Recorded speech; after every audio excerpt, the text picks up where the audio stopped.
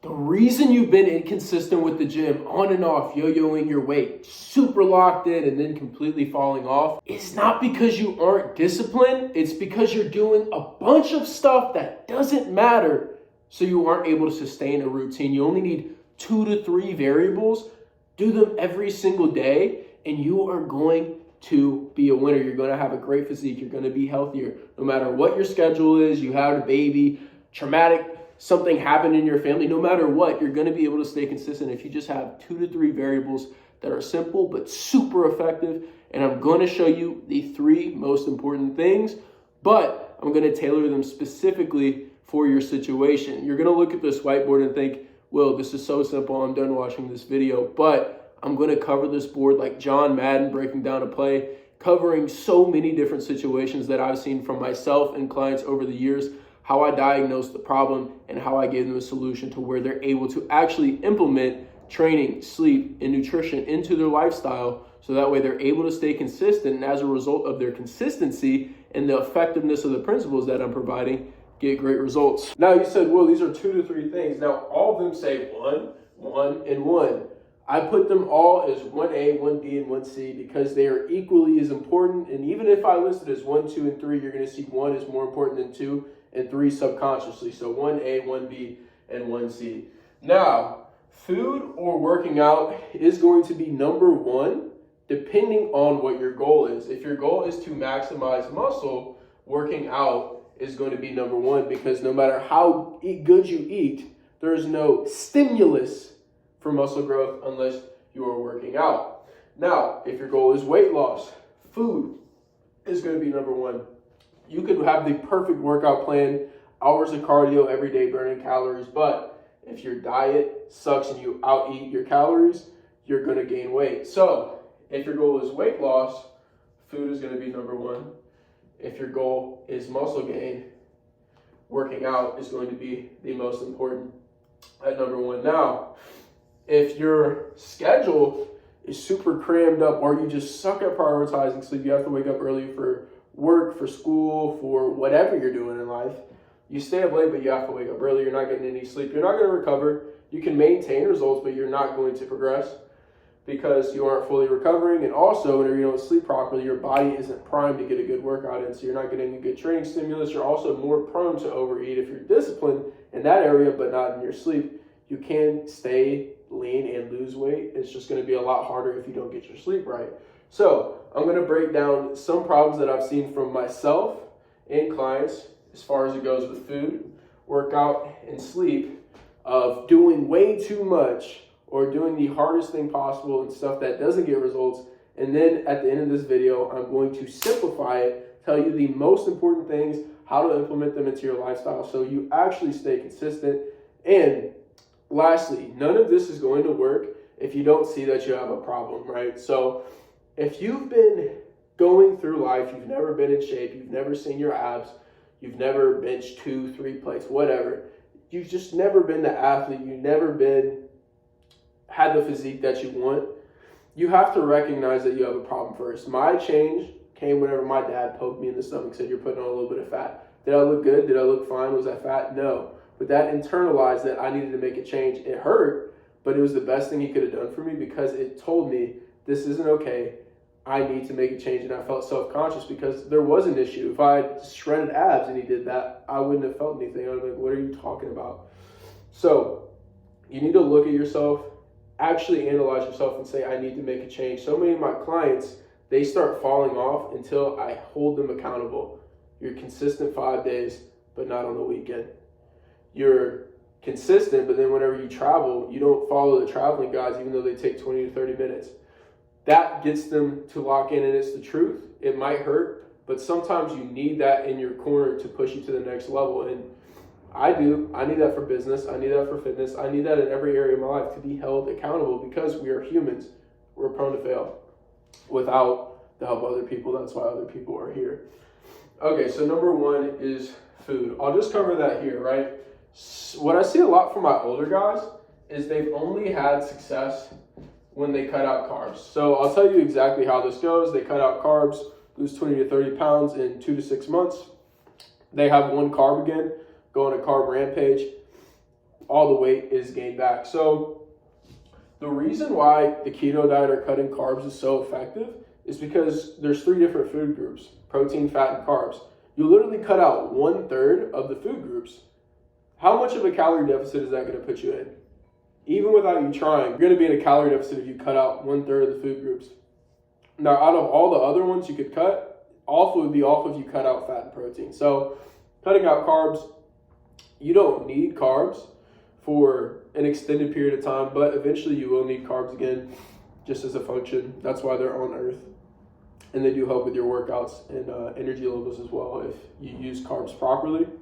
So, yeah, what happens here, cut out carbs, lose a bunch of weight. A lot of it is just water flushing out as well, because carbs hold water inside of the muscle, which is a good thing. So they think, oh, I'm losing all this fat. Some of it is fat, a lot of it is water. They have a carb or carbs or whatever, get 5 to 10 pounds back, and they become discouraged. They start eating everything again, because for most people, keto is not a sustainable diet. For some people it is, most people it isn't. Another thing is carb cycling. I don't know what it is with carbs, but people feel like they need to manipulate carbs and things of that nature. Maybe if you're entering a competition, you can do carb cycling, like bodybuilding or something for performance, but it's not necessary at all. They've done a lot of studies on this. You don't need to manipulate calories over time and other things of that nature. What it's really all about is continuously being in a deficit. You don't need to have an up week where you up your calories to resensitize your appetite and your metabolism. You don't. Just stay in a steady deficit. It doesn't matter what your carbs are. It doesn't matter if you switch your carbs out day and night, or 1 day, 2 days, 3 days, different levels of carbs. You don't need to do that. Steady deficit. Make sure you're hitting your protein, healthy fats, healthy carbs.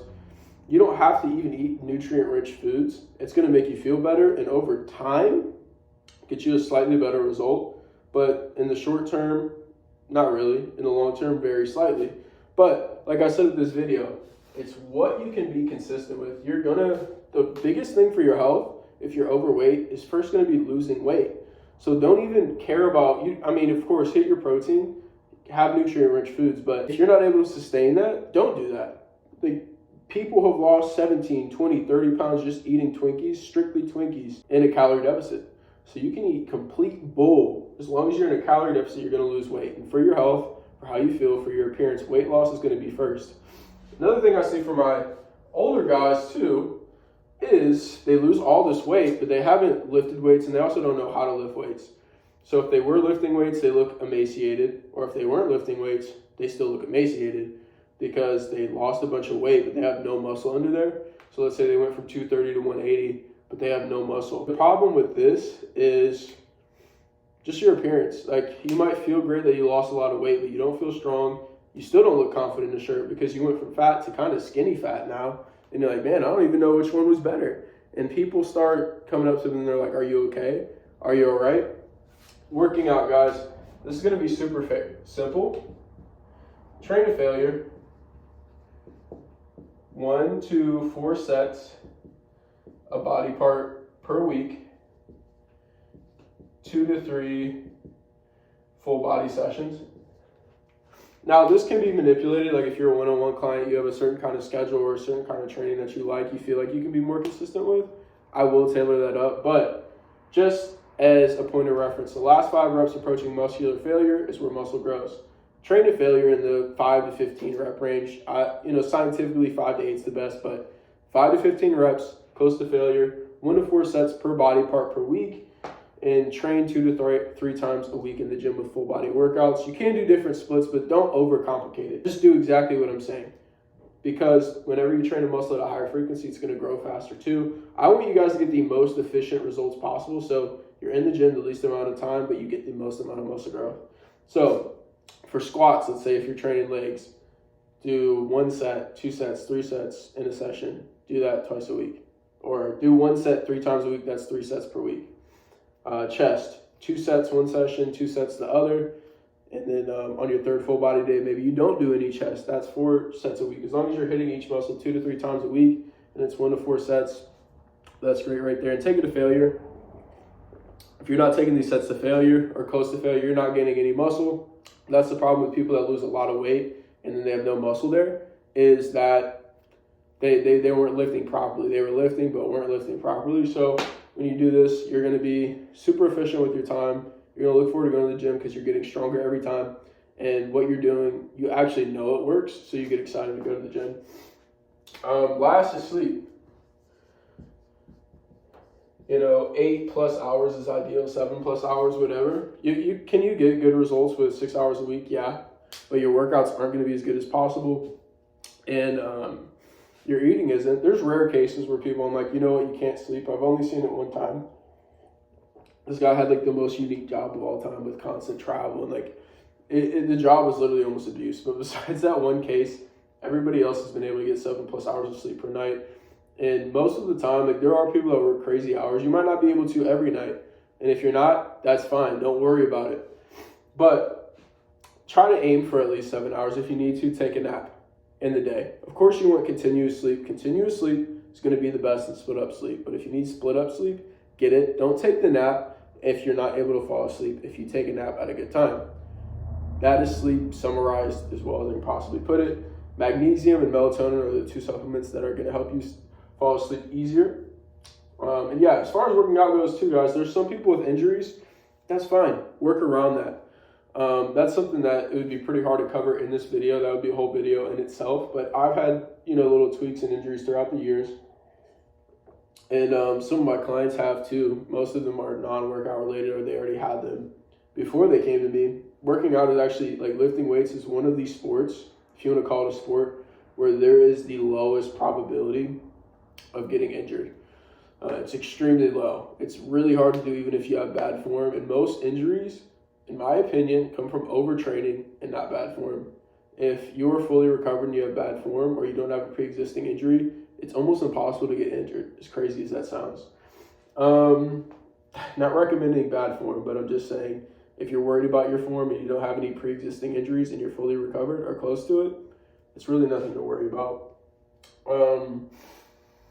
So, as far as working around injuries, work in the range of motion you can without pain. For example, let's say a bicep curl from here down, there is pain. Work from here up. You can either do it heavy and add weight over time in this range of motion if you really care about bicep growth, but if you care about healing the injury, slowly add range of motion into areas where there's not pain. If you have back injuries, let's say instead of a regular squat or a leg press, you do something like a belt squat. To where the belt attaches here, so it's actually decompressing your spine instead of putting compression on your spine. Certain variations of leg press are fine. Or if you have an injury where it's super bad, just do all the exercises besides the one that flare up that muscle. So I've had, some injuries, tweaks, this, that, the other in my past. Like I said in this video, I'm not going to get super in-depth into that. That's more of a different video and a one-on-one tailoring process I have. But you're able to work around any schedule, any sort of injuries, things of that nature, and still get great results. And if these things do pop up, they're not a reason to stop training and get discouraged and start eating crazy, right? So take the variables of calorie control for diet. That's going to be the biggest staple. Second most important would be getting your protein in. I spelled that wrong. And then for working out, lifting to failure, hit a muscle 2 to 3 times per week, 1 to 4 sets per week, right? So to rank these in order, train to failure. Number 2 would be 1 to 4 sets per body part, and third would be getting a high frequency. So even if you do 1 set to failure per week, you're going to be growing or maintaining muscle. So yeah, there's that, and then sleep. The amount of hours is going to be number 1. 2 would be continuous sleep, right? So yeah, those are all the variables, the 3 biggest, broken down. Some ways you can negate obstacles. There's so many different obstacles that could come up in the day, and I could go on how to solve them, but those are the main variables, and the top 3 ways to control, top 2 to 3 in each category of food, workout, and sleep.